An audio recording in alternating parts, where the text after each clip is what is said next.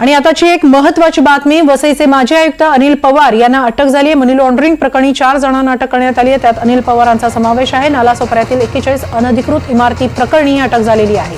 अनिल पवारांसह 4 जणांना ईडीनं अटक केलेली आहे। अनिल पवार यांच्या बाबत ईडीनं चौकशी सत्र आयोजित केलं होतं, छापेमारी केली होती त्यांच्या घरावर आणि आता अनिल पवारांसह 4 जणांना ईडीनं अटक केली आहे। याबाबत अधिक माहिती घेऊया आमचे प्रतिनिधी मनोज सातवी यांच्याकडून। मनोज, काय अधिक माहिती? हेमाली, नालासोपाऱ्यातल्या 41 अनधिकृत इमारतीमध्ये मनी लॉन्ड्रिंग झाल्याचा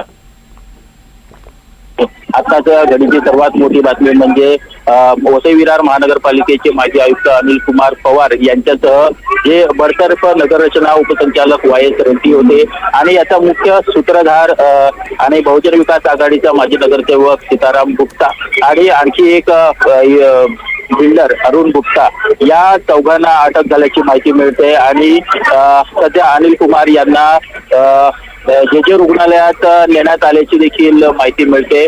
अनिल कुमार पवार यांच्यावर ईडीने 29 जुलै रोजी छापेमारी केलेला होता।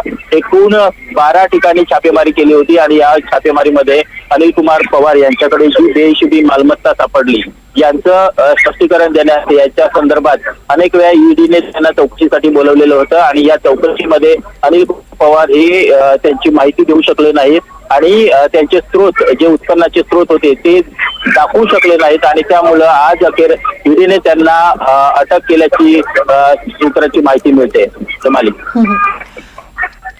धन्यवाद मनोज, आपण दिलेल्या या सविस्तर माहितीबद्दल।